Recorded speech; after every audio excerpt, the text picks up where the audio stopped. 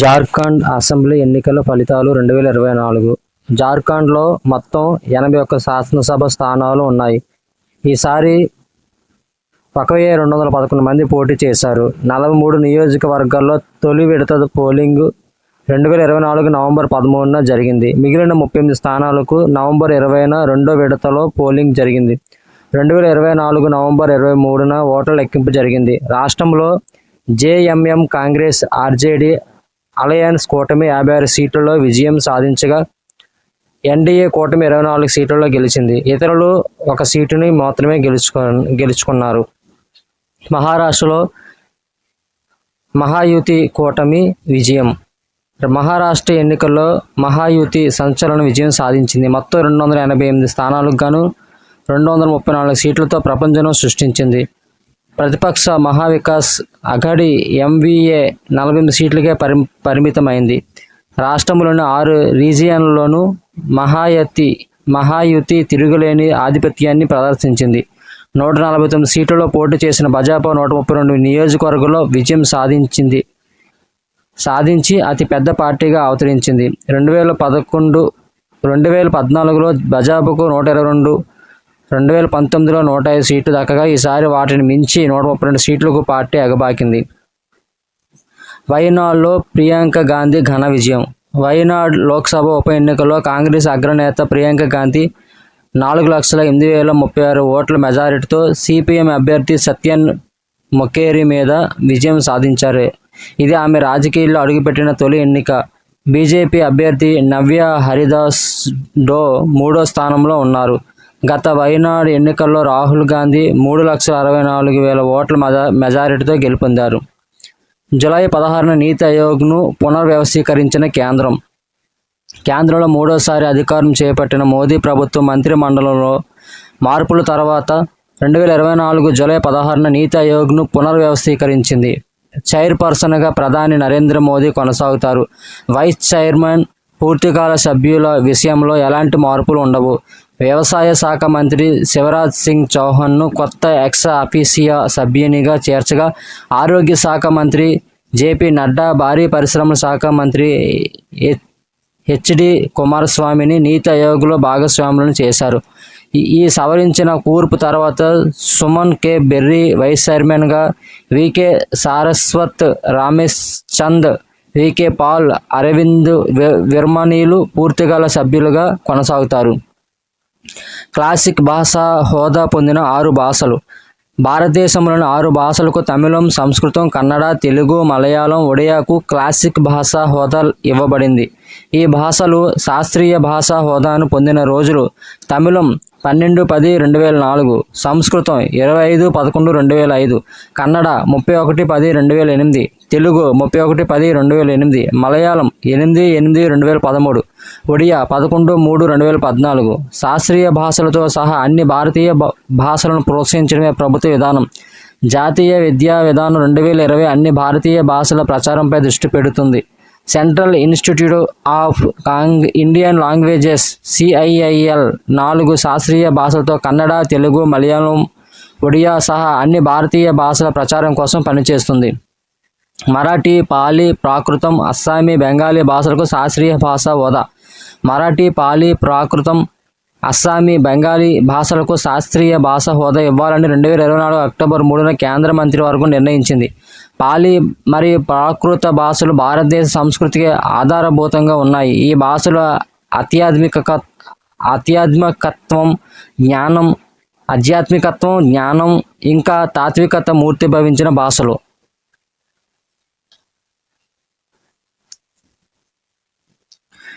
ఢిల్లీ నూతన ముఖ్యమంత్రిగా అతిశీ మార్లేనా సింగ్.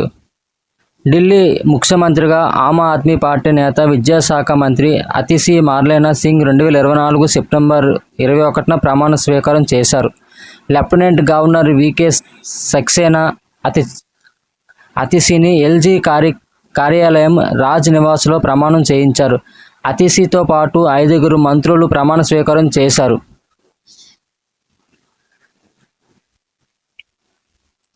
అతీష్తో పాటు 5 మంత్రులు ప్రమాణ స్వీకారం చేశారు. వీరిలో సౌరభ్ భరద్వాజ్, గోపాల్ రాయ్, ముఖేష్ అహ్లావత్, కైలాస్ గెహ్లోత్, ఇమ్రాన్ హుస్సేన్ మంత్రులుగా బాధ్యతలు చేపట్టారు. అతిసి దేశ చరిత్రలో 17వ మహిళా ముఖ్యమంత్రి. 43 ఏళ్ల అతిసి ఢిల్లీకి యంగెస్ట్ సీఎంగా రికార్డు సృష్టించారు.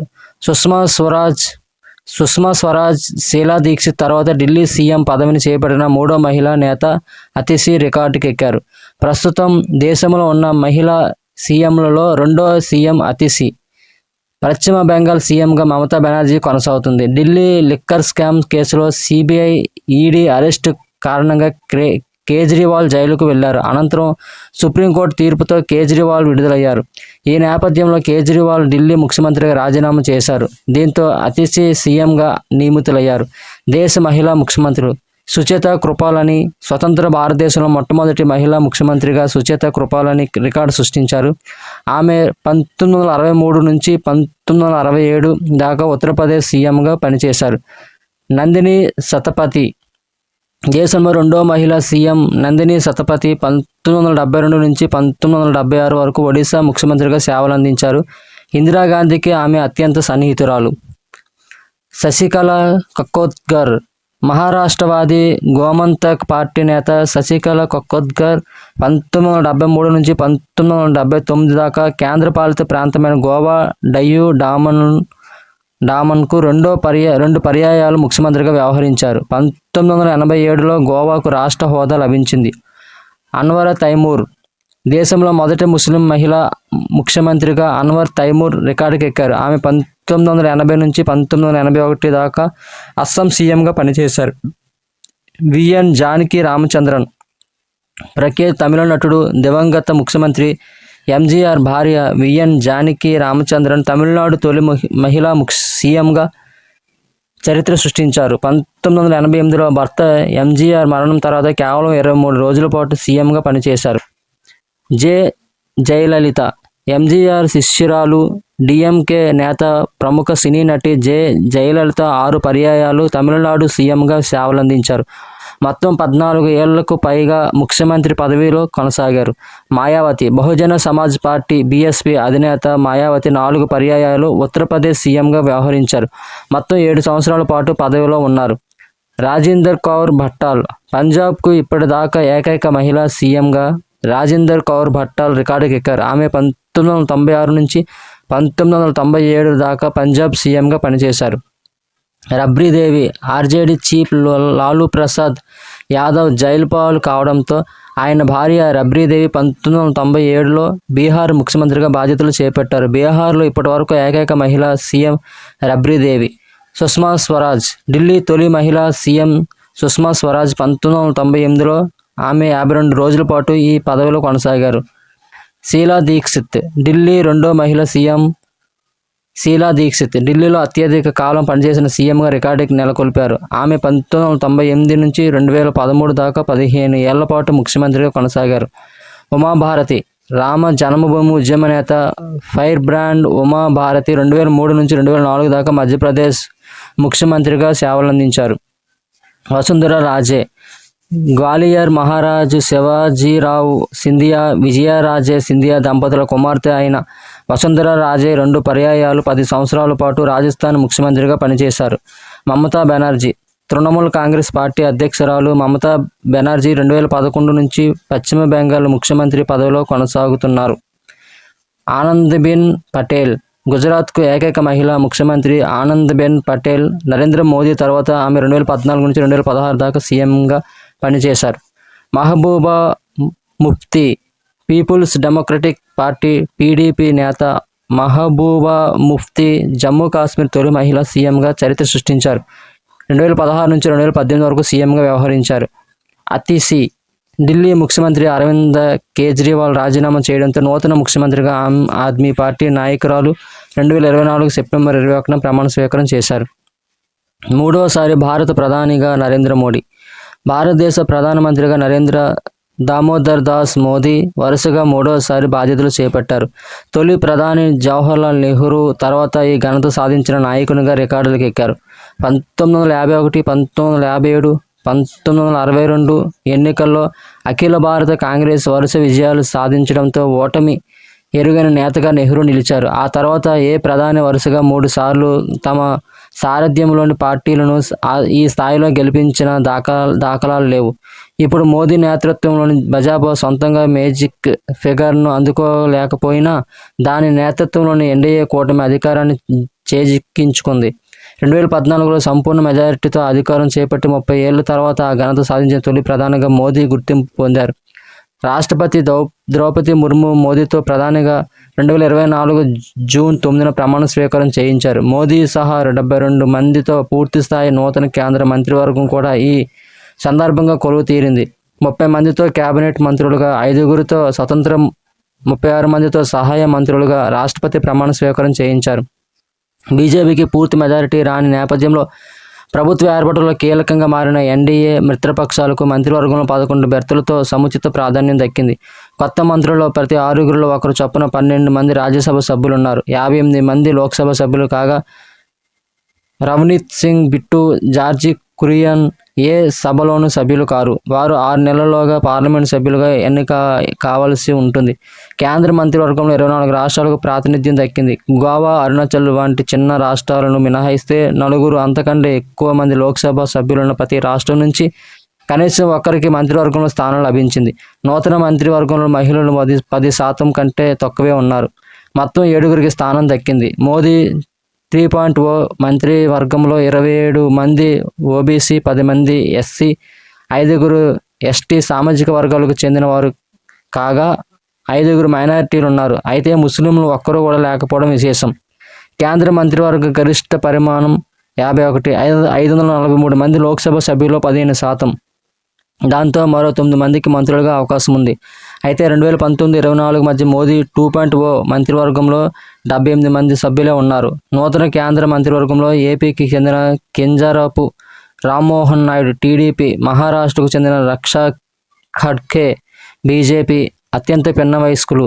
వారికి 37 ఏళ్ళు. అత్యంత పెద్ద వయస్కునిగా 79 ఏళ్ల హెచ్ఏఎల్ అధినేత జితిన్ రామ్ మాంఘీ నిలిచారు. మోదీ ప్రమాణ స్వీకారానికి హాజరైన 7 దేశాలు అధినేతలు వరుసగా మూడోసారి నరేంద్ర మోదీ ప్రధానిగా 2024 జూన్ 9న ప్రమాణ స్వీకారం చేశారు. మోదీ ప్రమాణ స్వీకారానికి 7 దేశాల అధినేతలు హాజరయ్యారు. బంగ్లాదేశ్ అధ్యక్షురాలు షేక్ హసీనా, శ్రీలంక అధ్యక్షుడు రనిల్ విక్రమసింఘే, మారిషస్ ప్రధాని ప్రవింద్ కుమార్ జగన్నాథ్, మాల్దీవుల అధ్యక్షుడు మొహమ్మద్ మయూజ్, నేపాల్ ప్రధానమంత్రి పుష్పకమల్ దహల్ ప్రచండ్, భూటాన్ ప్రధానమంత్రి తెర్సింగ్ టాగ్బే, సీసెల్స్ ఉపాధ్యక్షుడు అహ్మద్ అఫీఫ్ తదితరులు కార్యక్రమంలో పాల్గొన్నారు. 18వ సార్వత్రిక ఎన్నికలు 2024 విశేషాలు. సార్వత్రిక ఎన్నికల్లో 65.79% పోలింగ్. 18వ సార్వత్రిక ఎన్నికల్లో పోస్టల్ బ్యాలెట్లను కలపకుండా 65.79% పోలింగ్ నమోదైందని కేంద్ర ఎన్నికల సంఘం తెలిపింది. దేశవ్యాప్తంగా లోక్సభ ఎన్నికల్లో 64.2 కోట్ల మంది ఓటర్లు తమ ఓటును హక్కును వినియోగించుకున్నట్లు ప్రధాన ఎన్నికల కమిషనర్ రాజీవ్ కుమార్ తెలిపారు. ఇటీవల ముగిసిన 2024 లోక్సభ ఎన్నికల నాటికి మొత్తం ఓటర్ల సంఖ్య 96.88 కోట్లకు పెరిగింది. 18వ లోక్సభకు ఎన్నికైన 74 మంది మహిళా ఎంపీలు. 18 లోక్సభకు మొత్తం 74 మంది మహిళా ఎంపీలు ఎన్నికయ్యారు. 543 మంది సభ్యులు గల లోక్సభలో మహిళా ఎంపీలు 13.62% మాత్రమే. ఈ 74 మందిలో 30 మంది గత లోక్సభలోనూ సభ్యులు కాగా ఒకరు రాజ్యసభ సభ్యురాలు. సమాజ్వాదీ పార్టీ నుంచి 25 ఏళ్ల ప్రియా సరోజ్ మచిలీసహార్, 29 ఏళ్ల ఇర్కా చౌదరి కైరానాలు లోక్సభకు ఎన్నికైన అతి చిన్న వయసు మహిళా ఎంపీలు. పార్టీల వారీగా మహిళా ఎంపీలు: BJP 30, Congress 14, Trinamool Congress 11, Samajwadi 4, DMK 3, Zudio 2, LGP 2, YSRCP 1, ఎన్సీపీఎస్సీ 1, Akali Dal 1, RJD 1, JMM 1, TDP 1, ఇతరులు 1. దేశంలో అత్యధిక మంది మహిళా ఎంపీలను లోక్సభకు పంపిన రాష్ట్రంగా పశ్చిమ బెంగాల్ నిలిచింది. భారత లోక్సభ చరిత్రలో అత్యధికంగా 17వ లోక్సభలో 78 మంది మహిళా ఎంపీలు ఎన్నికయ్యారు. దక్షిణాఫ్రికాలో 46%, యునైటెడ్ కింగ్డమ్లో 30%, అమెరికాలో 29% మంది మహిళా ఎంపీలు ఉన్నారు. తెలంగాణ రాష్ట్రంలో 17 లోక్సభ స్థానాలకు జరిగిన ఎన్నికల్లో కాంగ్రెస్, బీజేపీ చెరో 8 స్థానాల్లో విజయం సాధించాయి. హైదరాబాద్ లోక్సభ స్థానాన్ని ఎంఐఎం నిలుపుకుంది. ప్రధాన ప్రతిపక్షంగా ఉన్న బీఆర్ఎస్ ఒక్క స్థానాన్ని కూడా సాధించలేదు. ఈ ఎన్నికల్లో వివిధ పార్టీల తరపున మొత్తం 9 మంది సిట్టింగ్ ఎంపీలు పోటీ చేయగా వారిలో 5 ఓటమి పాలయ్యారు. ఈసారి 8 మంది తొలిసారి ఎంపీగా గెలిచి రాష్ట్రం నుంచి లోక్సభలో అడుగుపెట్టబోతున్నారు. Party Congress 2014 2, 2019 3, 2024 8, BJP 2014 1, 2019 4, 2024 8, MIM 2014 1, 2019 1, 2024 1, BRS 2014 11, 2019 9, 2024 0. ఇందోర్లో నోటాకు 2,18,674 ఓట్ల రికార్డు. మధ్యప్రదేశ్లోని ఇందోర్ లోక్సభ నియోజకవర్గంలో రికార్డు స్థాయిలో 2,18,674 మంది ఓటర్లు నోటా నన్ ఆఫ్ ది అబౌవ్ మేటా నొక్కారు. ఈ నియోజకవర్గంలో అనివార్యంగా బరిలో నుంచి వైదొలగాల్సి వచ్చిన కాంగ్రెస్ పార్టీ నోటాకు ఓటు వేయాల్సిందిగా ఓటర్లకు పిలుపునిచ్చిన విషయం తెలిసిందే. 2019 లోక్సభ ఎన్నికల్లో బీహార్లోని గోపాల్గంజ్ స్థానంలో నోటాకు గరిష్టంగా 51,660 ఓట్లు నమోదయ్యాయి. గోపాల్గంజ్ రికార్డును ఇప్పుడు ఇందోర్ అధిగమించింది.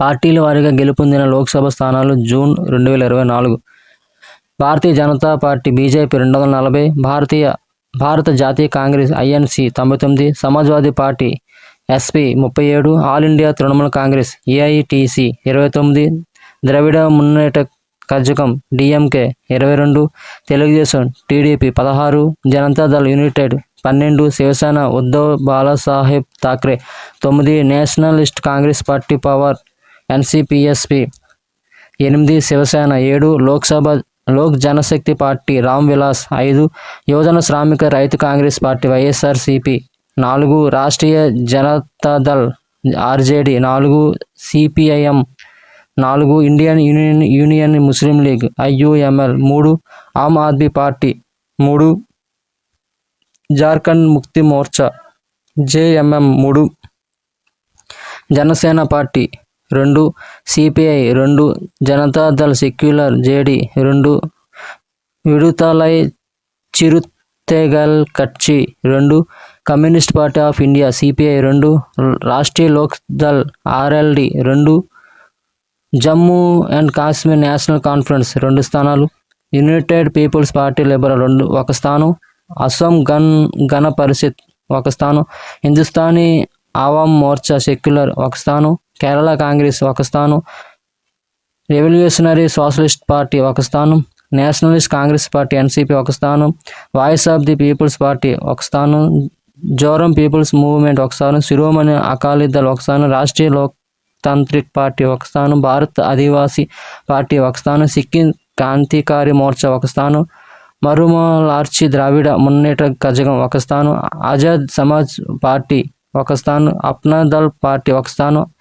ఏజేఎస్యు పార్టీ 1 స్థానం, all India Majlis Ittehadul Muslimeen AIMIM స్వతంత్ర ఐఎన్డి 7 స్థానాలు, 1 స్థానం, స్వతంత్ర ఐఎన్డి 7 స్థానాలు, మొత్తం 543.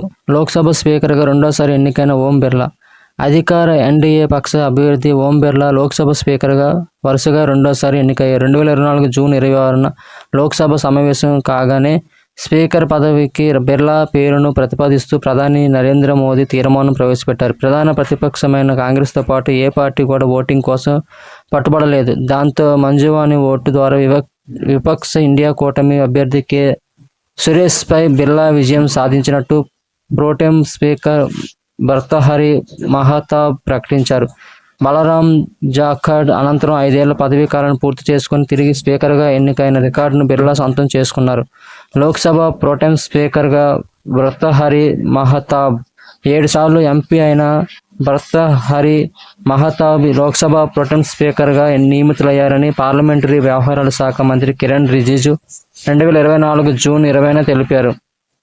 4 రాష్ట్రాల అసెంబ్లీ ఎన్నికల ఫలితాలు 2024. ఆంధ్రప్రదేశ్ సార్వత్రిక ఎన్నికల ఫలితాల్లో టీడీపీ, జనసేన, బీజేపీ కూటమి భారీ విజయాన్ని సాధించింది. ఆంధ్రప్రదేశ్ అసెంబ్లీ ఎన్నికల ఫలితాలు 2024 జూన్ 4న విడుదలయ్యాయి. ఈ ఫలితాల్లో ఎన్డీఏ కూటమిలోని టీడీపీ 144 సీట్లలో పోటీ చేయగా 135 స్థానాల్లో గెలిచింది. జనసేన 21 స్థానాల్లో పోటీ చేయగా 21 సీట్లను, బీజేపీ 10 సీట్లలో పోటీ చేయగా 8 సీట్లను కైవసం చేసుకున్నాయి. వైఎస్ఆర్సీపీ 11 స్థానాల్లో మాత్రమే గెలిచింది.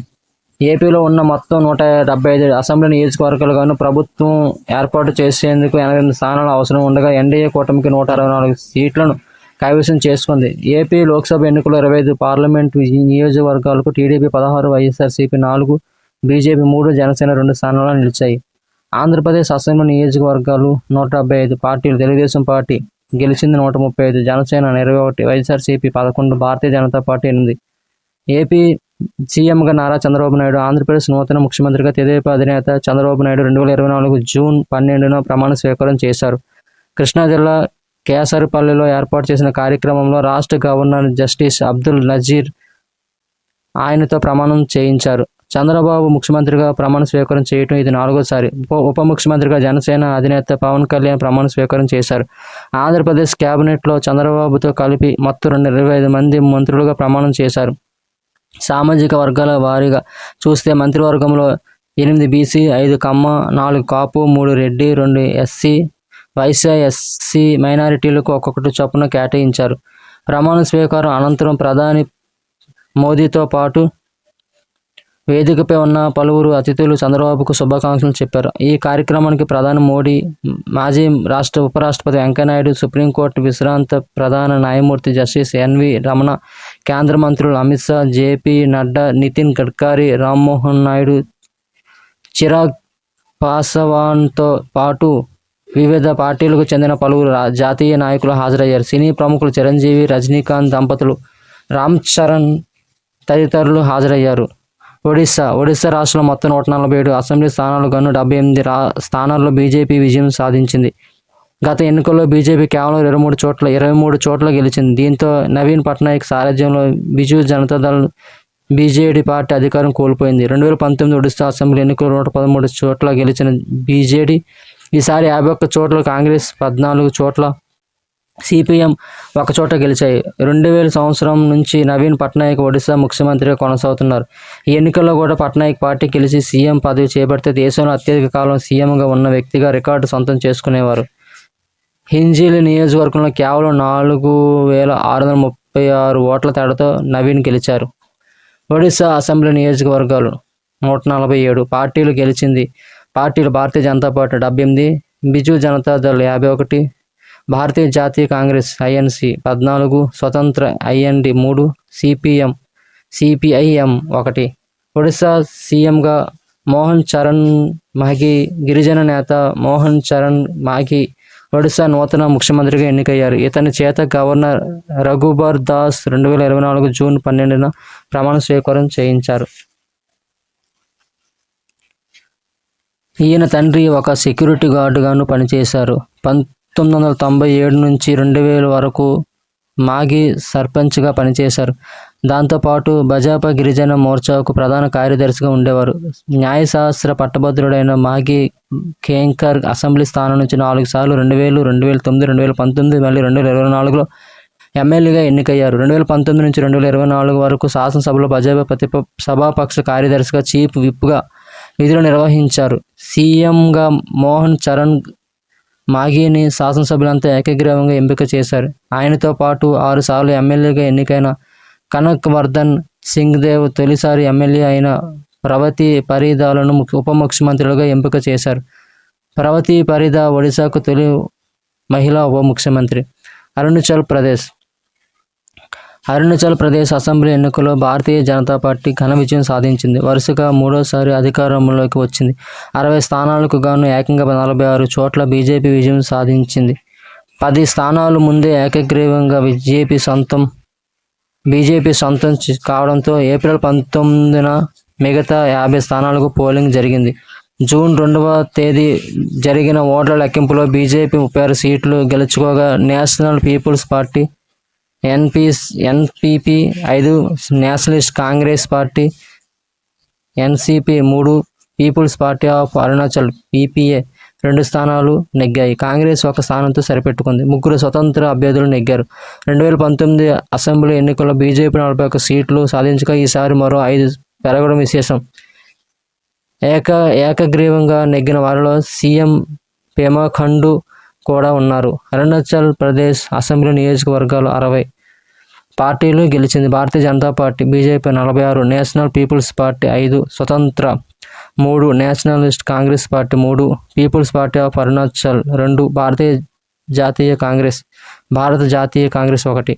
అరుణాచల్ ప్రదేశ్ సీఎంగా పేమా ఖండు.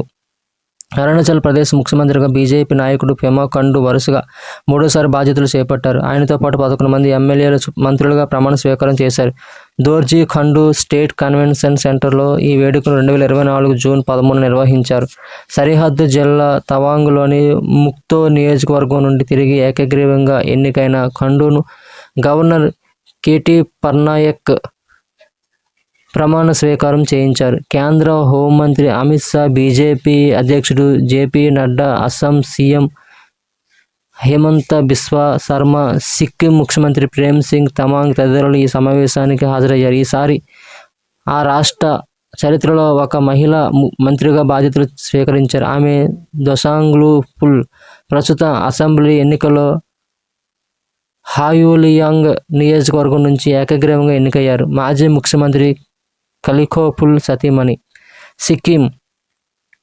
సిక్కిం శాసనసభ ఎన్నికల్లో సిక్కిం క్రాంతికారి మోర్చా సంచలన విజయం నమోదు చేసింది. జూన్ 2న తేదీ జరిగిన ఓట్ల లెక్కింపులో 32 స్థానాలు గాను ఏకంగా 31 స్థానాలు ఖాతాలో వేసుకుంది. వరుసగా రెండోసారి అధికారం దక్కించుకుంది. ఎస్కేఎం అధినేత ముఖ్యమంత్రి ప్రేమ్ సింగ్ తమాంగ్ ఈ ఎన్నికల్లో 2 స్థానాల్లో పోటీకి దిగి రెండింట విజయం సాధించారు. 2019 ఎన్నికల్లో 17 సీట్లు గెలుచుకున్న ఎస్కేఎం ఈసారి క్లీన్ స్వీప్ చేశారు. పోలైన మొత్తం ఓట్లలో 58.28% సాధించింది. 2019 దాకా 25 ఏళ్ల పాటు అప్రతిహతంగా రాష్ట్రాన్ని పాలించిన విపక్ష సిక్కిం డెమోక్రటిక్ ఫ్రంట్ ఒకే 1 స్థానానికి పరిమితమైంది. ఎఫ్డీఎఫ్ అధ్యక్షుడు మాజీ సీఎం పవన్ కుమార్ చామ్లింగ్ పోటీ చేసిన 2 స్థానాల్లోనూ పరాజయం అయ్యారు. బీజేపీ, కాంగ్రెస్ అయితే ఖాతాయే తెరవలేదు. 31 సీట్లలో పోటీ చేసిన బీజేపీకి కేవలం 5.18% ఓట్లు లభించాయి. కాంగ్రెస్కి అయితే 0.32% ఓట్లే వచ్చాయి. సిక్కిం అసెంబ్లీ నియోజకవర్గాలు 32 పార్టీలు. సిక్కిం క్రాంతికారి మోర్చా ఎస్కేఎం 31 గెలిచింది. 31 సిక్కిం డెమోక్రటిక్ ఫ్రంట్ గెలిచింది 1. సిక్కిం సీఎంగా ప్రేమ్ సింగ్ తమాంగ్. సిక్కిం క్రాంతికారి మోర్చాకి ఎస్కేఎం అధినేత ప్రేమ్ సింగ్ తమాంగ్ 2024 జూన్ 10న వరుసగా రెండోసారి ముఖ్యమంత్రిగా ప్రమాణ స్వీకారం చేశారు. గ్యాంగ్ టాక్లోని పాల్జోర్ స్టేడియంలో జరిగిన ఈ కార్యక్రమంలో గవర్నర్ లక్ష్మణ్ ప్రసాద్ ఆచార్య ఆయన చేత ప్రమాణ స్వీకారం చేయించారు. కన్యాకుమారిలో ప్రధాని నరేంద్ర మోదీ ధ్యానం. తమిళనాడులోని కన్యాకుమారిలో వివేకానంద స్మారక స్థలం వద్ద ప్రధాని నరేంద్ర మోదీ 2 రోజులుగా ధ్యానం చేస్తున్నారు. 131 ఏళ్ల క్రితం స్వామి వివేకానంద కూడా ఇక్కడ ధ్యానం చేశారు. వివేకానంద ధ్యాన మందిరం ఉన్న సముద్రం చుట్టూ తీర గస్తీ దళాలు ప్రహార కాస్తున్నాయి. స్పీడ్ బోట్లలో 24 గంటలు పెట్రోలింగ్ నిర్వహిస్తున్నారు. భారతదేశంలో ఎన్నికలు. రాజ్యాంగంలో 15వ భాగంలో 324 నుంచి 329 వరకు గల ప్రకరణలో ఎన్నికల సంఘం నిర్మాణం, అధికార విధుల గురించి వివరించారు. కేంద్ర ఎన్నికల సంఘం రాజ్యాంగం ప్రకారం శాశ్వతమైన స్వతంత్ర ప్రతిపత్తి గల రాజ్యాంగ సంస్థ. ఎన్నికల సంఘం 1950 జనవరి 25న ఏర్పడింది.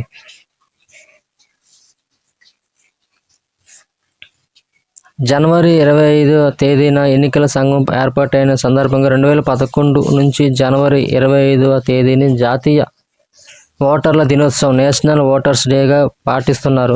1952లో జరిగిన తొలి సాధారణ ఎన్నికలకు ఎటు చూసిన సవాళ్లే. ఇన్ని పెను సవాళ్లను విజయవంతంగా అధిగమిస్తూ ఆ ఎన్నికలు సూపర్ హిట్గా నిలిచాయి. తొలి ఎన్నికలలో ఫలితాలు వచ్చేదాకా భారత రాజ్యాంగబద్ధ రాచరిక దేశంలోనే కొనసాగింది. లార్డ్ మౌంట్ బాటన్ గవర్నర్ జనరల్గా కొనసాగారు. నెహ్రూ సారథ్యంలోని రాజ్యాంగ సభ మధ్యంతర పార్లమెంటుగా వ్యవహరించింది. ఎందుకంటే స్వతంత్రం సిద్ధించిన కొన్నాళ్ళ దాకా ఎన్నికలు ఎలా నిర్వహించాలన్న దానిపై ఓ స్పష్టత అంటూ లేదు.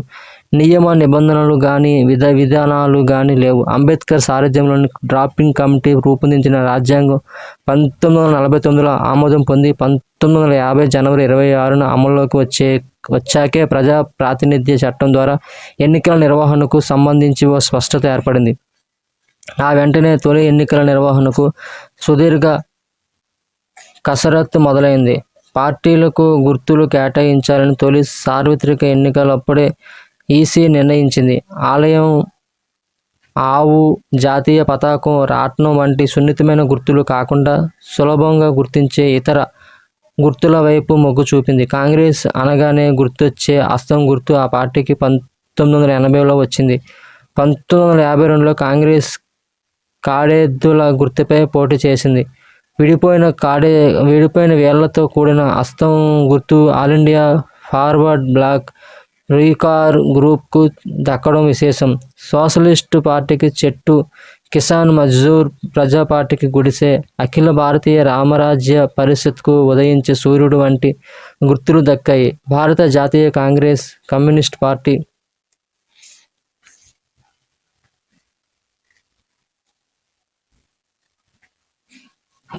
సిపిఐతో పాటు సోషలిస్ట్ పార్టీ, కిసాన్ మజ్దూర్ ప్రజా పార్టీ, అఖిల భారతీయ హిందూ మహాసభ వంటి మొత్తం 53 పార్టీలు తొలి ఎన్నికల్లో పోటీ చేశాయి. ప్రధాని జవహర్లాల్ నెహ్రూ సారథ్యంలోని కాంగ్రెసే విజయం సాధించింది. 45% పైగా ఓట్లతో 489 స్థానాలకు గాను ఏకంగా 364 చోట్ల నెగ్గింది. దేశ తొలి ఎన్నికైన ప్రధానిగా కూడా నెహ్రూయే నిలిచారు. కమ్యూనిస్ట్ పార్టీ 16 స్థానాలు నెగ్గి ప్రధాన ప్రతిపక్షంగా నిలిచింది. అంబేద్కర్ ఓటమి. రాజ్యాంగ రూపశిల్పి బిఆర్ అంబేద్కర్కు తొలి ఎన్నికలు చేదు అనుభవమే మిగిల్చాయి.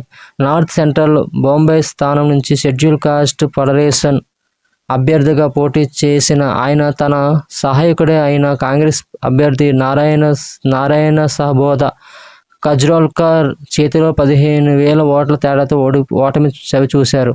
సోషలిస్ట్ పార్టీ మద్దతున్న సిపిఐ అభ్యర్థి డంగే అంబేద్కర్కు వ్యతిరేకంగా బలంగా ప్రచారం చేశారు. దీనికి నెహ్రూ గాలి తోడవడంతో కజ్రోల్కర్ నెగ్గారు. 1954లో బండారా లోక్సభ స్థానం ఉప ఎన్నికల్లో మరోసారి కాంగ్రెస్ చేతిలో ఓటమి పాలయ్యారు. చివరికి జన్ సంఘ్ సాయంతో అంబేద్కర్ రాజ్యసభలో అడుగుపెట్టారు. దేశ తొలి ఎన్నికల ప్రక్రియ 1951 అక్టోబర్ 25న మొదలైంది. 1952 ఫిబ్రవరి 21 దాకా ఏకంగా 4 నెలల పాటు కొనసాగింది. అప్పట్లో మొత్తం 489 లోక్సభ స్థానాలు ఉండేవి. 17.3 కోట్ల మంది ఓటర్లుగా నమోదయ్యారు. 53 పార్టీల తరపున 1,874 మంది బరిలో నిలిచారు. అప్పట్లో భారత్లో అక్షరాస్యత కేవలం 16.6%. దేశవ్యాప్తంగా 1,32,560 పోలింగ్ స్టేషన్లు, 1,96,084 పోలింగ్ బూతులు ఏర్పాటు చేశారు.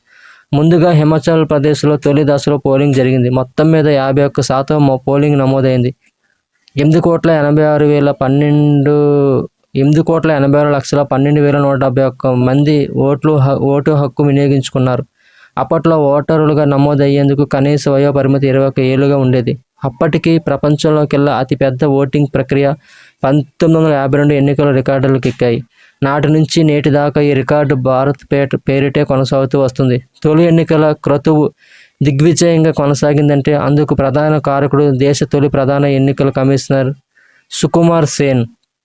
ఇండియన్ సివిల్ సర్వీస్ అధికారి అయిన ఆయన 1950లో ఈసీగా బాధ్యతలు చేపట్టారు. ఆయన అనేక ప్రతికూలతలను అధిగమిస్తూ దేశాన్ని ఎన్నికలకు సన్నద్ధం చేశారు.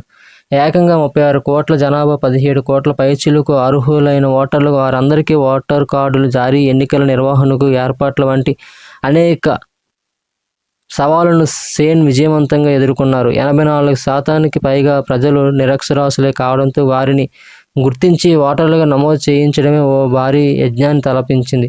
1951 జనగణన ఆధారంగా లోక్సభ స్థానాలను ఖరారు చేశారు. ఎన్నికల విశేషాలు. 1993లో మొదటిసారి ఓటర్ ఐడిని ప్రవేశపెట్టారు.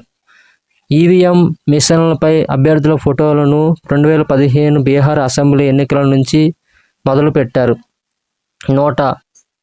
నన్ ఆఫ్ ది అబవ్ పైన ఎవరూ కాదు ఆప్షన్ను తొలిసారి 2013 4 రాష్ట్రాల అసెంబ్లీ ఎన్నికల నుంచి ఛత్తీస్గఢ్, మిజోరం, రాజస్థాన్, మధ్యప్రదేశ్ అమలులోకి తీసుకొచ్చారు. Peoples union for civil liberties దాఖలు చేసిన పిటిషన్ ఆధారంగా నోటా అమలుకు సుప్రీంకోర్టు ఆదేశాలు జారీ చేసింది. పోటీ చేస్తున్న అభ్యర్థుల్లో ఎవరికి ఓటు వేయడం ఇష్టం లేకపోతే నోటాను ఎంపిక చేసుకోవచ్చు. దేశ తొలి మహిళా చీఫ్ ఎలక్షన్ కమిషనర్గా ఎస్. రమాదేవి 1990 నవంబర్ 26 నుంచి 1990 డిసెంబర్ 11 వరకు పనిచేశారు. ఎన్నికల సంఘం గణాంకాల ప్రకారం దేశంలో 6 జాతీయ పార్టీలు, 27 రాష్ట్ర పార్టీలు, 2301 నమోదు చేసుకున్న గుర్తింపు లేని పార్టీలు ఉన్నాయి. 31,83,325 ఓటర్లతో దేశంలోని అతిపెద్ద లోక్సభ నియోజకవర్గంగా మల్కాజ్గిరి ఉంది. 46,909 మంది ఓటర్లతో లక్షద్వీప్ అతి చిన్న లోక్సభ స్థానంగా ఉంది. విస్తీర్ణ పరంగా 1,73,266 చదరపు కిలోమీటర్లతో లద్దాఖ్ అతిపెద్ద లోక్సభ స్థానం. 10 కిలోమీటర్ల విస్తీర్ణంతో చాందినీ చౌక్ అతి చిన్న నియోజకవర్గంగా ఉంది. లోక్సభకు యూపీ అత్యధికంగా 80 మంది ఎంపీలను పంపుతుంది. అంతేకాక దేశానికి 8 మంది ప్రధానులను కూడా అందించింది. 2009లో బీహార్లోని హాజీపూర్ లోక్సభ స్థానం నుంచి జేడీయూకు చెందిన రామ్ సుందర్ దాస్ 88 ఏళ్ల వయసులో గెలిచారు. లోక్సభ ఎన్నికల్లో నెగ్గిన అతిపెద్ద వయస్కునిగా రికార్డు సృష్టించారు. 2014లో లోక్సభ సభ్యునిగా నెగ్గిన అతి పిన్న వయస్కునిగా 26 ఏళ్ల దుష్యంత్ చౌతాలా రికార్డుకెక్కారు. హర్యానాలోని హిసార్ నుంచి ఆయన ఎంపీగా గెలిచారు. ఓటు ప్రస్థానం. స్వాతంత్ర్యానికి పూర్వం 1907లో రాయల్ కమిషన్ స్థానిక సంస్థల ఎన్నికల సందర్భంగా ఓటు హక్కుపై కొన్ని సిఫారసులు చేసింది. 1909లో కౌన్సిల్ చట్టం ద్వారా ఓటు హక్కును 10.6% పెంచారు. ఆ తర్వాత రాజ్యాంగ పరిషత్ ఎన్నికల సందర్భంగా 28.5% మంది ప్రజలకు ఓటు హక్కు కల్పించింది. స్వాతంత్ర్యం తర్వాత రాజ్యాంగంలోని అధికరణ 325 ప్రకారం కుల, మత, వర్గ, జాతి, ప్రాంత, లింగ భేదాలు తేడాలతో ఏ వ్యక్తికి ఓటు హక్కు నిరాకరించకూడదని నిర్దేశించింది. 1952లో సాధారణ ఎన్నికల సందర్భంగా 326 అధికరణం కింద సార్వత్రిక ప్రయోజన ఓటు హక్కు కల్పించారు. 1988లో 61వ రాజ్యాంగ సవరణ ద్వారా అప్పటి కేంద్రంలోని కాంగ్రెస్ ప్రభుత్వం ఓటు హక్కు కనీస వయో పరిమితిని 21 ఏళ్ల నుంచి 18 ఏళ్లకు కుదిర్చింది. బ్యాలెట్ పత్రంపై స్టాంపుతో ఇంకు ముద్ర వేసే స్థాయి నుంచి మీటా నొక్కి ఓటు వేసే స్థాయికి ఓటు చేర్చారు. దేశ తొలి ఓటర్ శ్యామ్ సరణ్ నేగి మృతి. దేశ ప్రథమ ఓటర్ శ్యామ్ సరణ్ నేగి 106 హిమాచల్ ప్రదేశ్లోని కిన్నౌర్లో 2022 నవంబర్ 5న మరణించారు. హిమాచల్ ప్రదేశ్ రాష్ట్రంలో నవంబర్ 12న జరగనున్న అసెంబ్లీ ఎన్నికల కోసం 2వ తేదీన తన నివాసం నుంచే పోస్టల్ బ్యాలెట్ పద్ధతిలో ఆయన ఓటు వేశారు. జీవిత కాలంలో ఆయన 34 సార్లు ఓటు హక్కు వినియోగించుకున్నారు. 6 నెలలకు ఒకసారి ఎన్నికలు జరిగే దేశం సాన్ మరీనో. ప్రతి 6 నెలలకు ఒకసారి ఎన్నికలు జరిగే దేశం సాన్ మరీనో. ఇది యూరప్ ఖండంలో ఉంది. ప్రపంచంలోనే అత్యంత పురాతన ప్రజాస్వామ్య దేశం. జనాభా దాదాపు 34,000. ఇక్కడ ఎన్నికైన దేశాధినేతను ఆ దేశ ప్రజలు కెప్టెన్ రీజెంట్ అని పిలుస్తారు. గ్రేట్ జనరల్ కౌన్సిల్లోని 60 మంది సభ్యులు కెప్టెన్ రీజెంట్ను ఎన్నుకుంటారు. ఇక్కడి పార్లమెంటును ఆరంగో అంటారు. సాన్ మారినోలో మొట్టమొదటి ఎన్నికలు క్రీస్తు శకం 1243లో జరిగాయి. ఈ దేశ రాజ్యాంగం 16,000 నుంచి అమల్లోకి వచ్చింది. దేశం మొత్తం విస్తీర్ణం 61 చదరపు కిలోమీటర్లు.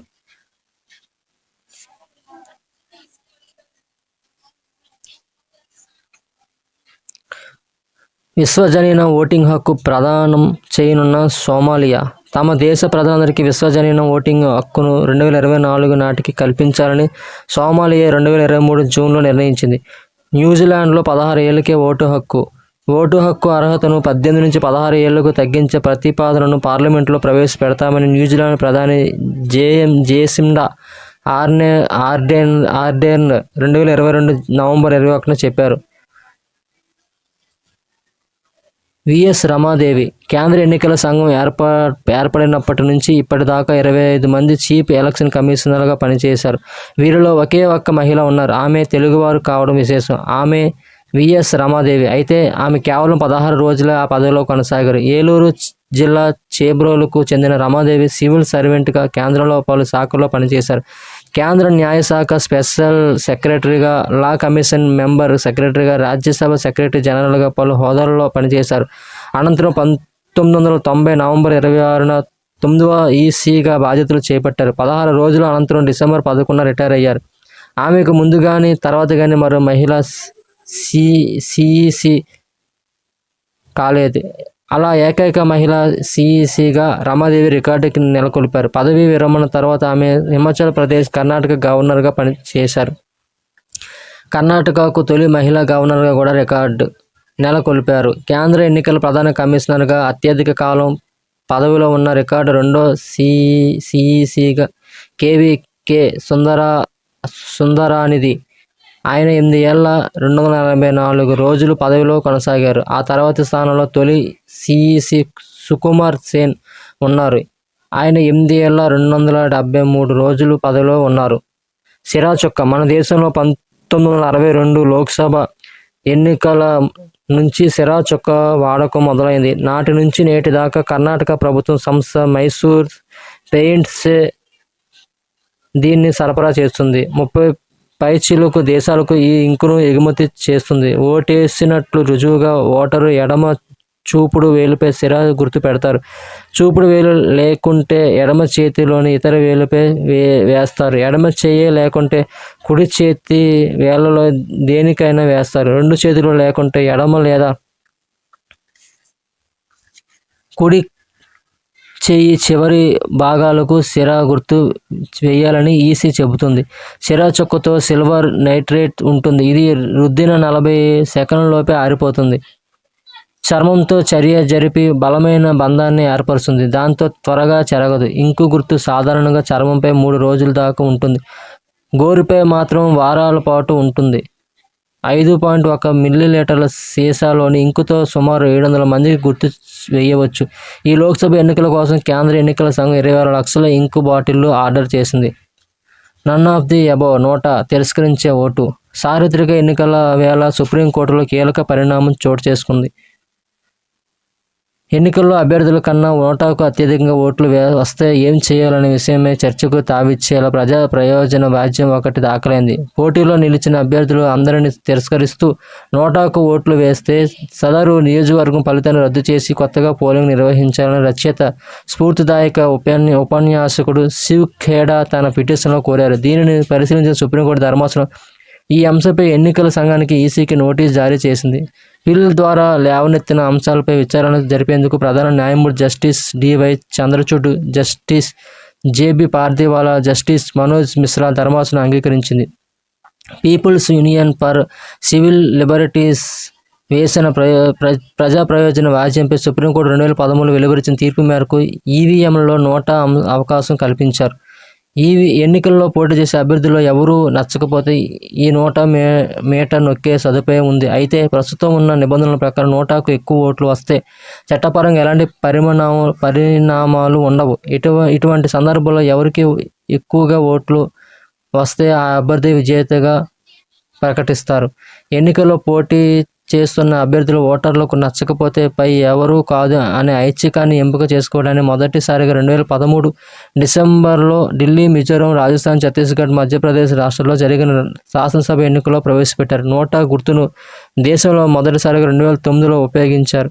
స్థానిక ఎన్నికల్లో నోటా గుర్తును మొదటిసారిగా ఛత్తీస్గఢ్ రాష్ట్రంలో ఉపయోగించారు. 2014 రాజ్యసభ ఎన్నికల్లో మొదటిసారి నోటా గుర్తును ఉపయోగించారు. నోటా గుర్తు రూపొందించింది national institute of design NID, Ahmedabad. Electronic voting machine EVM.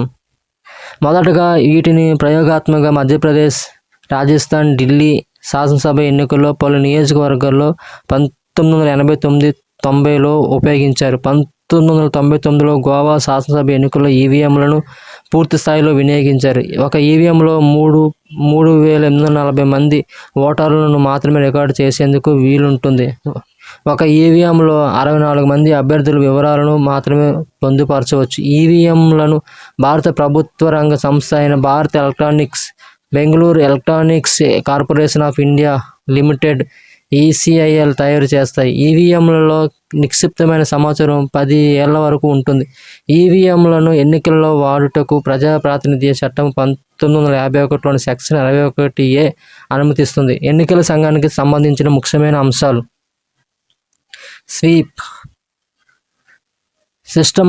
Systematic voters education and electoral participation ప్రోగ్రామ్ని SVEP స్వీప్ అని పిలుస్తారు. ఇది ఓటర్ విద్య, ఓటర్ అవగాహనను వ్యాప్తి చేయటం మరియు భారతదేశంలో ఓటర్ అక్షరాస్యతను ప్రోత్సహించడం కోసం భారత ఎన్నికల సంఘం యొక్క ప్రధాన కార్యక్రమం.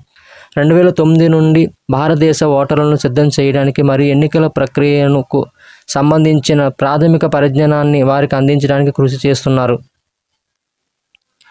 India International Institute of Democracy and election management ఎన్నికల నిర్వహణలో తన వృత్తిపరమైన నైపుణ్యాన్ని పెంపొందించడానికి, ప్రజల భాగస్వామ్యాన్ని ప్రోత్సహించడానికి, బలమైన ప్రజాస్వామ్య సంస్థలను అభివృద్ధి చేయడంలో మరియు ఈసీఐ యొక్క ప్రయత్నాలకు మద్దతు ఇవ్వడానికి భారత ఎన్నికల సంఘం ECI India International Institute of Democracy and Election మేనేజ్మెంట్ని స్థాపించింది.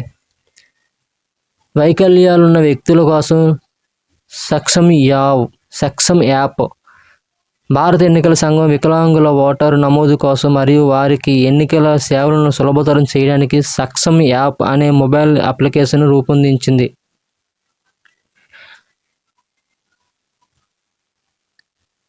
ప్రజాస్వామిక ప్రక్రియలో వారిని భాగస్వాములుగా చేయడం ఈ యాప్ లక్ష్యం. భారత ఎన్నికల సంఘం ఆర్టికల్ 324 ప్రకారం 1950 జనవరి 25న స్థాపించబడింది. ఇది దేశంలో స్వేచ్ఛగా మరియు నిష్పక్షపాతంగా ఎన్నికలను నిర్వహించే బాధ్యత కలిగిన రాజ్యాంగ సంస్థ. దీనిని జనవరి 25, 1950న స్థాపించారు. ఇందులో ప్రధాన ఎన్నికల కమిషనర్ మరియు 2 ఎన్నికల కమిషనర్లు ఉంటారు. లోక్సభ, రాజ్యసభ, రాష్ట్ర శాసనసభలు మరియు రాష్ట్రపతి మరియు ఉపరాష్ట్రపతి కార్యాలయాలకు ఎన్నికలను నిర్వహిస్తుంది. ఓటర్ల జాబితాలను సిద్ధం చేస్తుంది. 1999లో ఎలక్ట్రానిక్ ఓటింగ్ మిషన్ ఈవీఎం వ్యవస్థను ప్రవేశపెట్టింది. ఓటర్లకు అవగాహన కల్పించేందుకు systematic voters education and electoral participation కార్యక్రమాన్ని ప్రారంభించింది. సువిధా క్యాండిడేట్ యాప్ అనేది ఎన్నికల సమయంలో అభ్యర్థులకు నామినేషన్ మరియు అనుమతి ప్రక్రియలో సహాయం చేయడానికి ఎన్నికల కమిషన్ ఆఫ్ ఇండియా ఈసీఐ అభివృద్ధి చేసిన mobile application. Encore nodal app అనేది ఎన్నికల సమయాల్లో నోడల్ అధికారులు అనుమతి ప్రక్రియను నిర్వహించడంలో సహాయపడడానికి భారత ఎన్నికల సంఘం ఈసీఐ అభివృద్ధి చేసిన మొబైల్ అప్లికేషన్. అభ్యర్థులు మరియు రాజకీయ పార్టీలు ప్రచారానికి సంబంధించిన వివిధ కార్యకలాపాలకు, ర్యాలీలు నిర్వహించడం, బహిరంగ సభలు నిర్వహించడం మొదలైన వాటికి సంబంధించిన అనుమతులపై అభ్యంతరం లేని సర్టిఫికేట్ జారీ చేయడానికి బాధ్యత వహించే వివిధ విభాగాల నుంచి ఎన్నికల సమయంలో నోడల్ అధికారులను నియమించారు. నోడల్ అధికారులను ఒకే ప్లాట్ఫామ్లో పెండింగ్లో ఉన్న అన్ని అనుమతి అభ్యర్థనలను వీక్షించడానికి మరియు నిర్వహించడానికి అనుమతిస్తుంది. ఓటర్ టర్నౌట్ యాప్ భారత ఎన్నికల సంఘం యొక్క ప్రఖ్యాత అప్లికేషన్లో ఇది ఒకటి. ఇది ప్రతి రాష్ట్రం, జిల్లా మరియు నియోజకవర్గానికి సంబంధించి సుమారుగా ఓటింగ్ శాతంను ప్రదర్శించడానికి అంతర్గతంగా అభివృద్ధి చేయబడిన mobile app. Voter turnout app అంచనా వేసిన ఓటర్ పోలింగ్ శాతాలను లెక్కించడానికి ఈసీఐ యొక్క ఓటర్ టర్నౌట్ ఎన్కోర్ సర్వర్ నుండి నిజ సమయ డేటాను ఉపయోగిస్తుంది. ఎన్నికల రకం, రాష్ట్రం, జిల్లా మరియు నియోజకవర్గాల వారీగా డేటాను ఫిల్టర్ చేయడానికి కూడా యాప్ వినియోగదారులను అనుమతిస్తుంది. ఈ అప్లికేషన్ అసెంబ్లీ, పార్లమెంటరీ మరియు ఉప ఎన్నికల సమయంలో మాత్రమే యాక్టివ్ అవుతుంది. ఈ విజిల్ సిటిజన్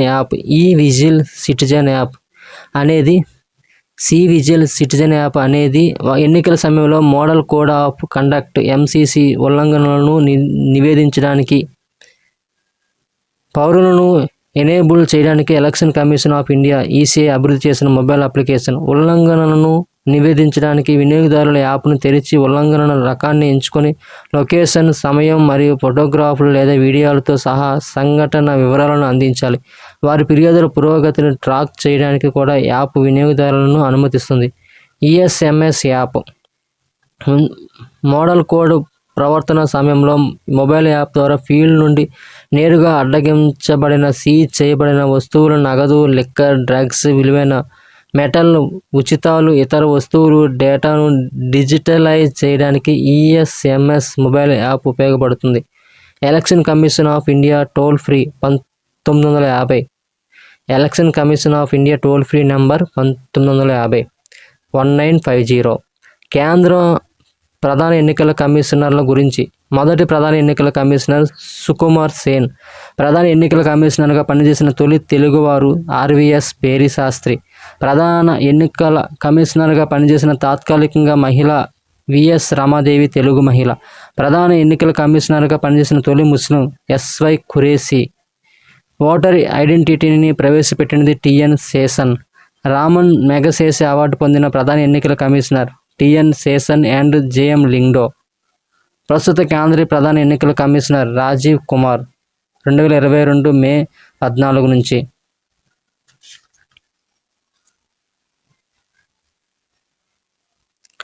ఎన్నికల్లో పోటీ చేసే అభ్యర్థి ప్రతి చరస్థిని వెల్లడించక్కరలేదు. సుప్రీంకోర్టు. ఎన్నికల్లో పోటీ చేసే అభ్యర్థి తనకు, తన కుటుంబ సభ్యులకు ఉన్న ప్రతి చరాస్తిని వెల్లడించాల్సిన అవసరం లేదని సుప్రీంకోర్టు పేర్కొంది. చాలా విలువైనవి, విశాలవంతమైన జీవన శైలిని ప్రతిబింబించేవి, తన అభ్యర్థిత్వంపై గణనీయ ప్రభావం చూపించేవి మినహా మిగతా చరాస్తుల విషయంలో గోప్యత పాటించే హక్కు అభ్యర్థికి ఉంటుందని స్పష్టం చేసింది. 2019లో అరుణాచల్ ప్రదేశ్లోని తేజు శాసనసభ నియోజకవర్గానికి స్వతంత్ర ఎమ్మెల్యేగా ఎన్నికైన కరిఖో క్రీ కేసు విషయంలో ధర్మాసనం ఈ విధంగా స్పందించింది. కరిఖో తన భార్య, కుమారుడికి చెందిన 3 వాహనాలు, తల్లి పేరిట ఉన్న ఫ్లాట్ వివరాలు వెల్లడించలేదని, తన ఆధీనంలో ఉన్న ప్రభుత్వ వసతి గృహానికి సంబంధించిన అద్దె, విద్యుత్, నీటి, ఫోను బిల్లుల బకాయిలు లేవని చెప్పే నో డ్యూ సర్టిఫికేట్ సమర్పించలేదని కాంగ్రెస్ అభ్యర్థి నూనె తయాంగ్ గతంలో గువాహటి హైకోర్టును ఆశ్రయించారు. కరిఖో ఎన్నిక చెల్లదని హైకోర్టు గత జూలైలో తీర్పు చెప్పింది. ఈ తీర్పును సవాల్ చేస్తూ కరిఖో సుప్రీంకోర్టును ఆశ్రయించారు. ఈ కేసులో ఇరు పక్షాల వాదనలు విన్న జస్టిస్ అనిరుద్ధ బోస్, జస్టిస్ సంజయ్ కుమార్తో కూడిన సుప్రీంకోర్టు ధర్మాసనం కీలక వ్యాఖ్యలు చేసింది. అభ్యర్థికి సంబంధించిన ప్రతి ఆస్తి గురించి తెలుసుకునే సంపూర్ణ హక్కు ఓటర్కి ఏమీ ఉండదని పేర్కొంది. ఓటర్ల హక్కుగా తన ఆస్తులకు సంబంధించిన వివరాలు అన్నిటినీ కరిఖోకి వెల్లడించాల్సిందే అని కాంగ్రెస్ అభ్యర్థి చేసిన వాదనను కూడా కోర్టు తిరస్కరించింది.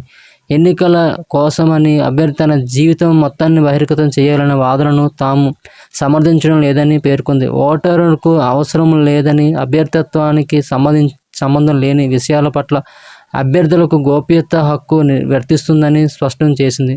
కరిఖో ఎన్నిక చెల్లదని గతంలో గువాహటి హైకోర్టు ఇచ్చిన తీర్పును నిలిపివేసింది. తేజు నియోజకవర్గానికి మళ్లీ ఎన్నికలు నిర్వహించే అంశంపై స్టే విధించింది.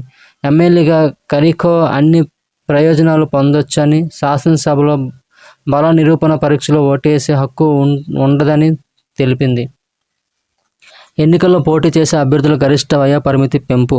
లోక్సభ ఎన్నికల్లో ఒక అభ్యర్థి ₹95 లక్షలకు మించి ఖర్చు పెట్టకూడదు. అసెంబ్లీ ఎన్నికల్లో గరిష్ట వ్యయ పరిమితి ₹40 లక్షలకు. కేంద్రపాలిత ప్రాంతాలు, చిన్న రాష్ట్రాల్లో లోక్సభ ఎన్నికలకు ₹75 లక్షలు, అసెంబ్లీకి ₹28 లక్షల పరిమితిని కేంద్ర ఎన్నికల సంఘం విధించింది. ఎన్నికల ప్రచారానికి పార్టీలు ఎంతైనా ఖర్చు పెట్టొచ్చు, వాటికి పరిమితులు ఏమీ లేవు. కానీ అభ్యర్థులు చేసే వ్యయాలకు మాత్రం పరిమితులున్నాయి.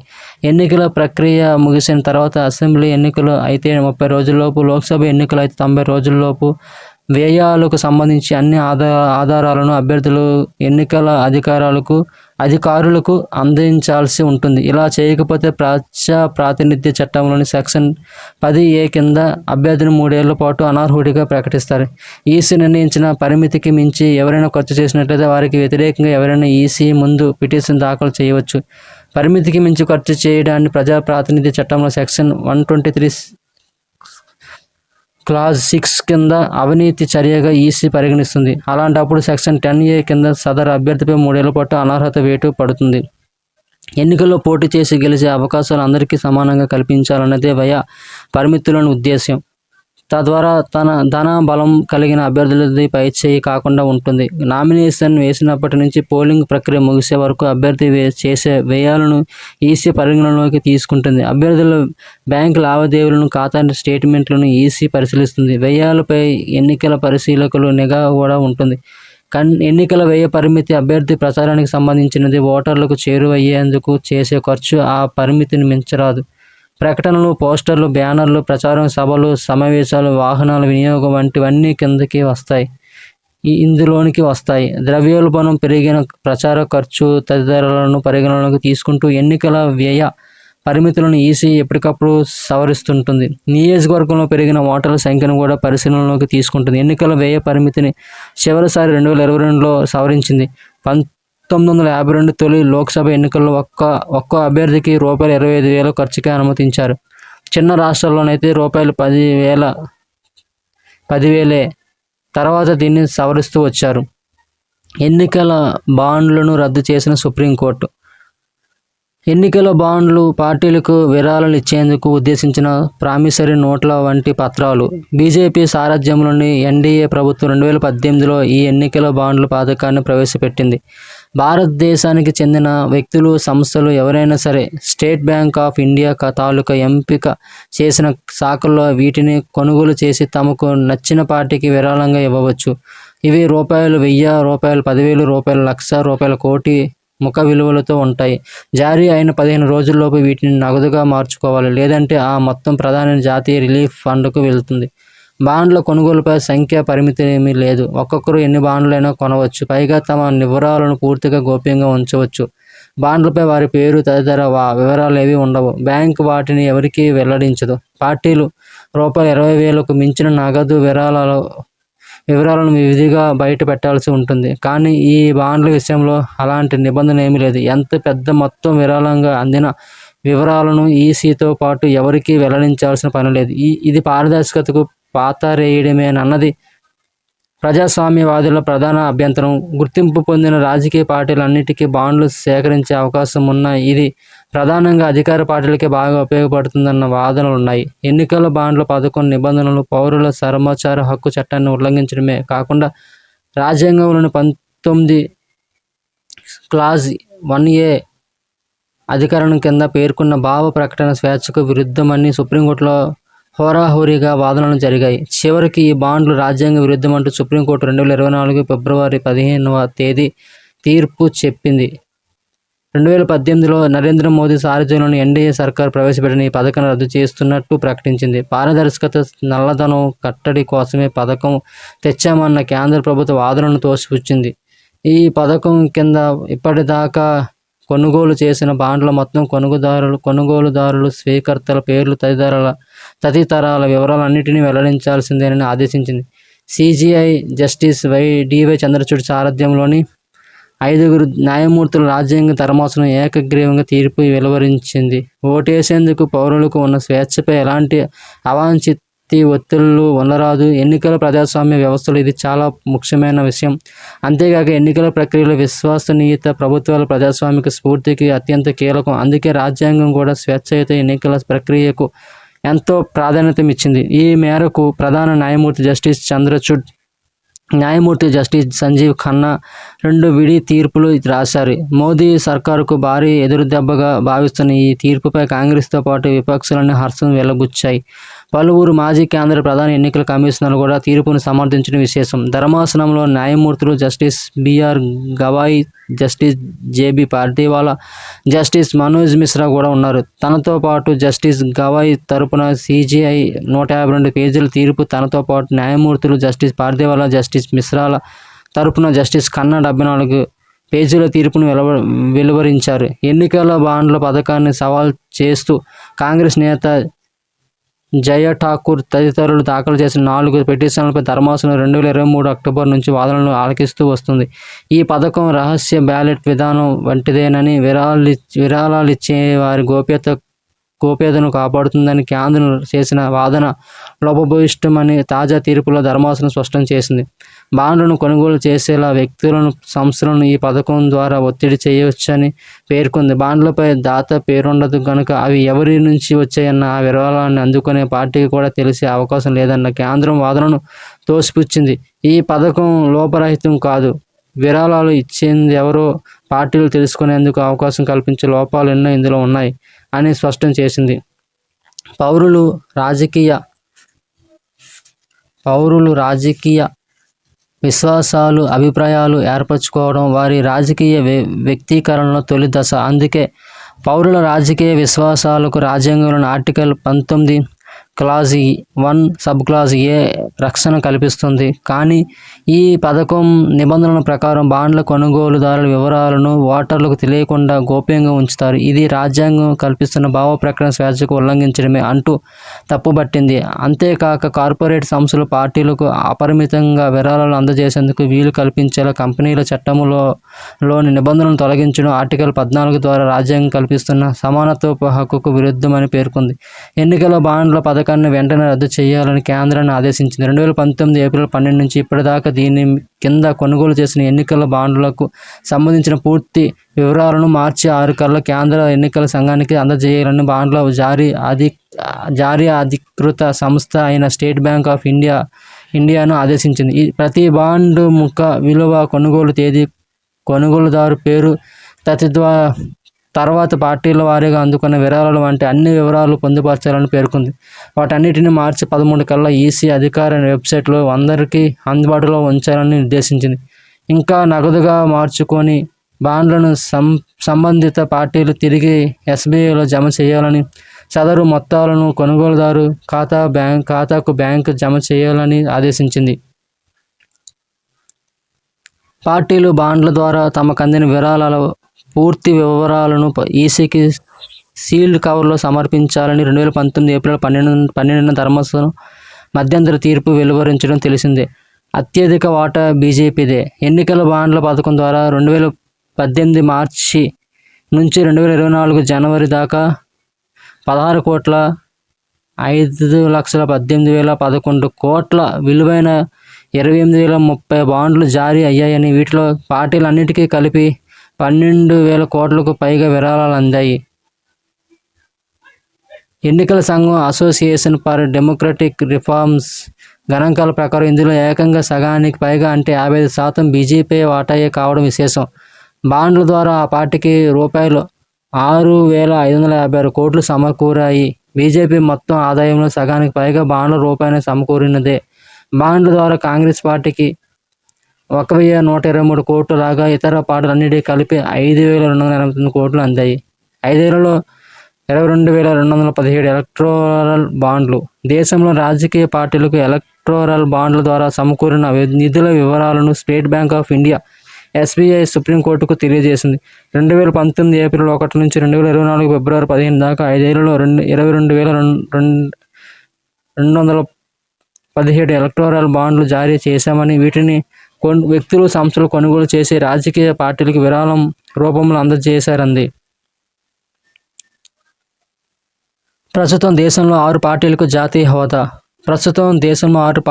జాతీయ హోదా ఉంది. అవి BJP, Congress, CPM, Bahujan Samajwadi party, BSP, National People's Party, Aam Aadmi party. ఎన్నికల సంఘం తాజాగా Communist Party of India, CPI, all India Trinamool Congress, TMC, Nationalist Congress Party, ఎన్సీపీలకు ఉన్న జాతీయ పార్టీ గుర్తింపును రద్దు చేసింది. కొత్తగా అరవింద్ కేజ్రీవాల్ నేతృత్వంలోని ఆమ్ ఆద్మీ పార్టీకి ఈసీ జాతీయ హోదా ఇచ్చింది.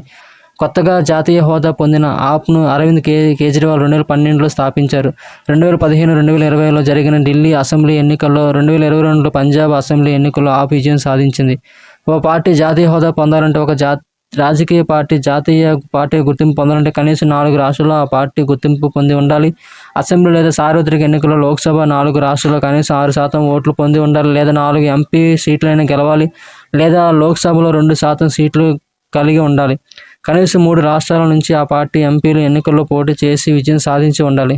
వీటిలో ఏ అర్హత ఉన్న ఎన్నికల సంఘం ఓ రాజకీయ పార్టీని జాతీయ పార్టీగా గుర్తింపునిస్తుంది. గుర్తింపు పొందిన రాష్ట్ర పార్టీలు. దేశవ్యాప్తంగా 26 రాష్ట్రాల్లో ఉన్న గుర్తింపు పొందిన రాష్ట్ర పార్టీల వివరాలను కేంద్ర ఎన్నికల సంఘం వెల్లడించింది. దీని ప్రకారం ఏపీలో 2, తెలంగాణలో 4 పార్టీలకు ఈ గుర్తింపు లభించింది. ఆంధ్రప్రదేశ్లో గుర్తింపు పొందిన వాటిలో యువజన శ్రామిక రైతు కాంగ్రెస్, వైకాపా, తెలుగుదేశం పార్టీలు ఉన్నాయి. తెలంగాణలో ఎంఐఎం, బరాస్తో పాటు తెలుగుదేశం, యువజన శ్రామిక రైతు కాంగ్రెస్ పార్టీలు రాష్ట్ర పార్టీ హోదా పొందినట్లు వెల్లడించింది. అధిక వ్యయంలో సమాజ్వాదీ పార్టీకి తొలి స్థానం. 2021-22లో 36 ప్రాంతీయ పార్టీలు రూపాయలు 288 కోట్లు ఖర్చు చేశాయని అసోసియేషన్ ఫర్ డెమోక్రటిక్ రిఫార్మ్స్ నివేదిక పేర్కొంది. ఇందులో టాప్ 5 పార్టీల వ్యయం రూపాయలు 176.77 కోట్లు కాగా ఇది మొత్తం ఖర్చులో 61.35% అని తెలిపింది. అధికంగా వ్యయం చేసిన ప్రాంతీయ పార్టీల జాబితాలో తొలి స్థానంలో సమాజ్వాదీ పార్టీ రూపాయలు 54 కోట్లు ఉండగా తర్వాత స్థానంలో డిఎంకే రూపాయలు 35 కోట్లు, ఆప్ 30 కోట్లు, బీజేడీ 28 కోట్లు, అన్నా డిఎంకే 28 కోట్లు ఉన్నాయని ఏడీఆర్ పేర్కొంది.